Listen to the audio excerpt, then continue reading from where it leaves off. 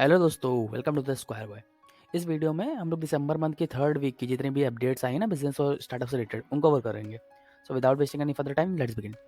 सबसे पहली अपडेट है, यस बैंक जो है टॉप 100 मोस्ट वैल्यूड फर्म की लिस्ट में वापस आ चुका है। पिछले 3 दिनों में इसका जो शेयर था वो 30% बढ़ गया था। ये बिजनेस स्टैंडर्ड का एक न्यूज़पेपर का कटआउट है जिसमें आप देख सकते हैं सेम अपडेट आई हुई है। तो चलिए पता करते हैं। पता करने के लिए हम लोग को इसके शेयर पर में जाना पड़ेगा, तो चलिए शेयर ओपन कर लिया इसका। अब इस शेयर में देख रहे हैं पिछले 6 महीनों में 70% के आसपास ये शेयर था पॉजिटिव गया हुआ था। और अभी कवर करेंगे तो लास्ट कुछ दिनों में देख रहा है कि शेयर अचानक से काफ़ी रैली करा हुआ है। तो और इसकी मार्केट कैपिटलाइजेशन अब 57,380 करोड़ को टच कर चुकी है। और इसी के साथ साथ मार्केट कैपिटलाइजेशन रैंकिंग के अकॉर्डिंग 92th पोजीशन इसकी बन चुकी है अब। और 92th पोजीशन ओवरऑल। और केवल बैंकिंग सेक्टर में 12th पोजीशन पे आ चुका है। तो आप सोच रहे होंगे ऐसा हुआ क्यों, क्या क्वेश्चन था, ऐसा रीज़न क्या था। तो इसका सिंपल सा रीज़न था कि आरबीआई ने इसको कैपिटल फंड को रेज करने के लिए, कैपिटल फंड करने के लिए रेज करने के लिए कैपिटल इसके लिए परमिशन दे दी थी।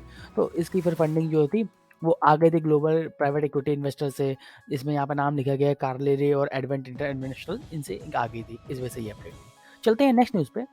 नेक्स्ट न्यूज़ है, मुकेश अंबानी हो सकता है प्रीमियर लीग क्लब आर्सेनल या फिर मैनचेस्टर यूनाइटेड या फिर लिवरपूल में से किसी को खरीद सकते हैं। यही अपडेट आई हुई थी। और बहुत ज़्यादा चांसेस हैं कि आर्सेनल को खरीदेंगे ये। ठीक है। अच्छा, उसको समझते हैं पूरी चीज़। अब मैनचेस्टर और लिवरपूल ने के ओनर्स ने तो ऐसा इंटरेस्ट दिखाया हुआ था कि इंटेंशन था उनका कि प्रीमियर लीग वो बेचेंगे।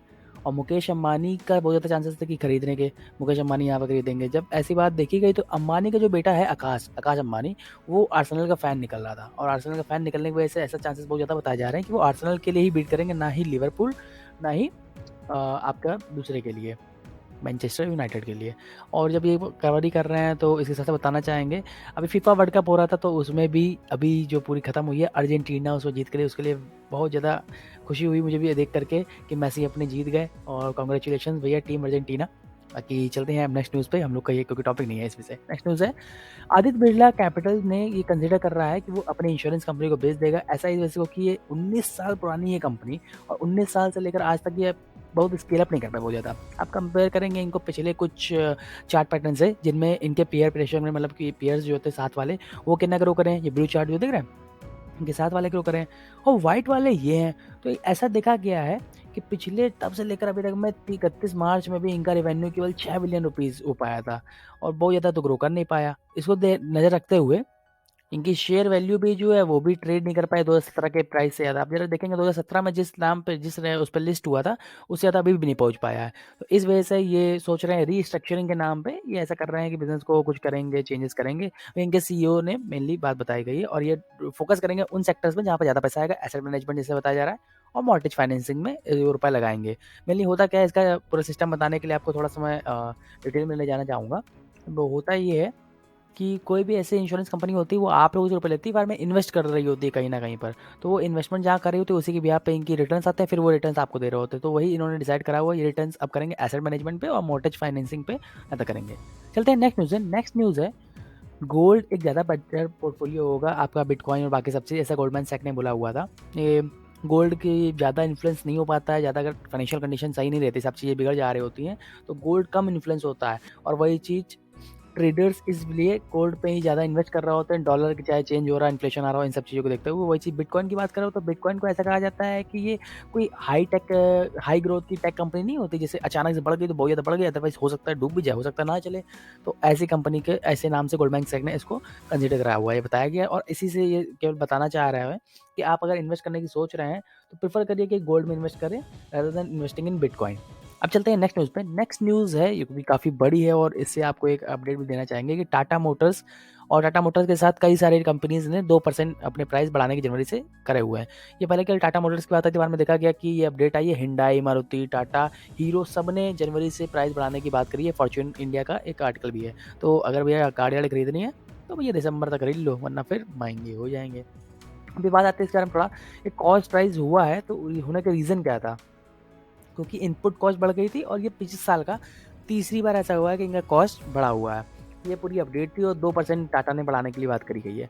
चलते हैं नेक्स्ट न्यूज़ पे। नेक्स्ट न्यूज़ है, बजट 2023 और 24 में सेंटर कोशिश कर रहा है, चांसेस हैं, इसकी बातचीत चल रही है कि टैक्स फ्री स्लैब आएगा 5 लाख के लिए और इसके साथ साथ कई सारे टैक्स स्लैब बदलेंगे। ये सारा ओवरऑल है, इनको एक एक करके कंसिडर करते हैं। चलिए तो देख सकते हैं कि ये पूरा टैक्स स्लैब में 25 लाख तक में तो नील है, कोई रुपए देने नहीं है। 25 लाख तक की अगर आपकी सालाना कमाई है तो कुछ रुपए नहीं देने हैं। वही चीज़ 25 लाख से आपकी 5 लाख तक की है तो आपको 5% देना होता है।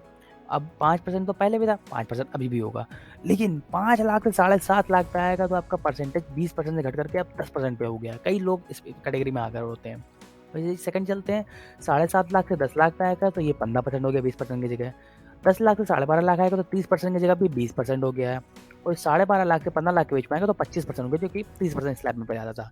तो इस चीज़ देखा जाए कि काफ़ी मिडिल क्लास जो एम्प्लॉयज़ हैं उनको काफ़ी ज़्यादा इसमें राहत मिलेगी, काफ़ी बेटर रहेगा।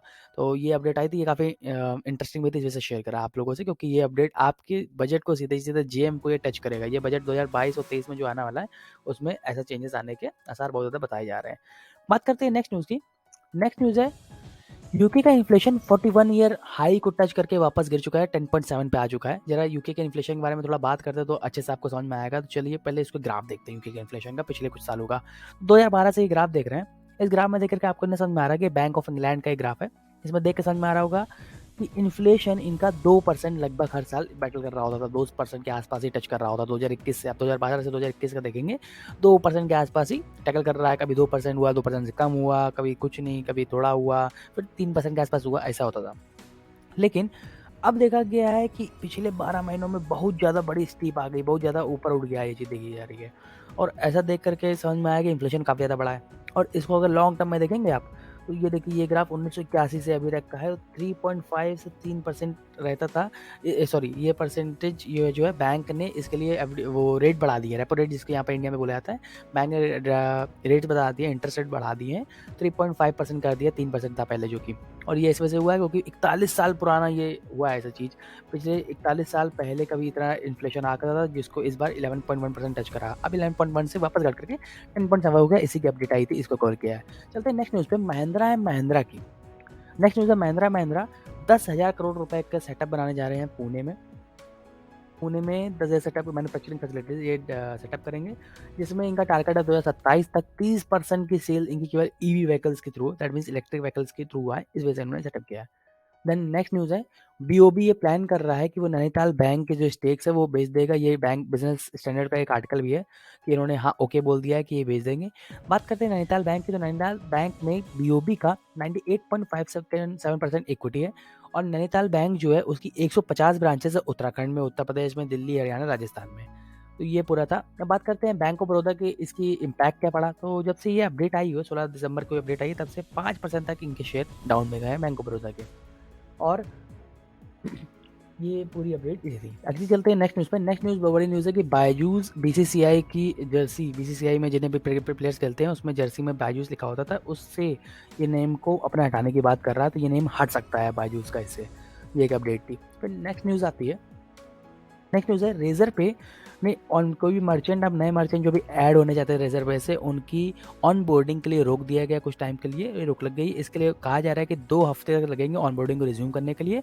और तब तक ये आरबीआई के साथ जितने पेपर वर्क है उनको क्लियर करेंगे, और जो फाइनल पेमेंट एग्रीगेटर लाइसेंस इनको मिलना था वो मिलेगा तब उसके बाद, तभी इसके बाद ये सारी चीज़ें कैरी ऑन करेंगे, वापस ऑन बोर्डिंग शुरू करेंगे मर्चेंट्स की। ये पिछले मतलब आने वाले 2 हफ्ते के अंदर ये चीज़ निपटा देंगे, कर देंगे। बात करते हैं नेक्स्ट न्यूज़ की। इंडिया का फॉरेक्स रिजर्व हमेशा के तरीके पिछले 4 हफ्तों के 5 हफ्तों के तरीके वापस बढ़ने लगा है। काफ़ी ज़्यादा डाउन चला गया था जब से यूएस के प्राइस बढ़ रहे थे। अभी यूएस के फेडरल बैंक जो है वो रेट बढ़ा रहा था, तो उस रेट को देखते हुए अभी भी बढ़ा हुआ है वैसे कुछ दिनों पहले। उसको देखते देखते इंडिया का यूएस डॉलर की वैल्यू बढ़ गई थी इंडिया के करेंसी के कंपैरिजन में, तो उसे फॉरेक्स रिजर्व अपना बहुत ज़्यादा बाहर बहाया था अपने आरबीआई ने, जिसकी वजह से अपना रुपए की वैल्यू मेंटेन रहे। और सेम यही चीज़ करते देखते हुए अब वापस ठीक-ठाक होते-होते अब थोड़ी वैल्यू मेंटेन हो रही है और रिज़र्व वो जो है अपना बढ़ रहा है। तो रिज़र्व एग्ज़ैक्टली कितना हुआ देखते हैं। तो पिछले टाइम का जो रिज़र्व था 561.16 हो गया था, इस बार 564 हो गया है। लगभग 3 बिलियन के आसपास की वैल्यू बढ़ गई है इसकी। अब इंडियन रुपीज़ की बात करते हैं यूएसडी के कंपैरिजन में, तो 82.73 इंडियन रुपीज़ अब चल रहा है एक यूएस डॉलर के बराबर। और हम लोग जैसे कि लास्ट में बात करते हैं फोर्ब्स लिस्ट की। इस बार फोर्ब्स लिस्ट में चेंजेस दिख रहे होंगे आपको, जैसे कि मैंने लास्ट वीडियो में बताया भी हुआ था कि इलॉन मस्क जो है वो सेकंड पोजीशन में आ गए और बर्नार्ड आर्नोल्ट एंड फैमिली ये फर्स्ट पोजीशन में आ गए। आज क्योंकि इन ये फर्स्ट पोजीशन में आएंगे, पर थोड़ा सा पता करना पड़ेगा और इलॉन मस्क क्यों गए डाउन इसके बारे में पता करना पड़ेगा। तो चलते शुरू करते हैं। ये फोर्ब्स की लिस्ट में जो आए हैं बर्नार्ड आर्नोल्ट एंड फैमिली, ये लुई विटॉन, LVMH जिसके हैं, इसके ये CEO और चेयरमैन है। इनकी नेटवर्थ $181.8 बिलियन है। इनके पिछले कुछ साल में इनका ग्राफ कितनी तेजी से ये बढ़ा हुआ है, आपको ग्राफ देख सकते हैं। 2013 के बाद से 2022 में काफ़ी ग्राफ इनका रेज किया है। ये सारे ब्रांड्स इनकी कैटेगरी में आते हैं। इन्होंने लगभग सब में टच किया है, चाहे आप बात कर लें PVR, इन सब में इन्होंने कैपिटल के नाम से, LVMH के कैपिटल के नाम से इन्वेस्ट किया हुआ है। लग्जरी ब्रांड्स की वजह से मेन इनकी फैशन और लेदर गुड्स में लग्जरी ब्रांड में उनमें मेन आते हैं।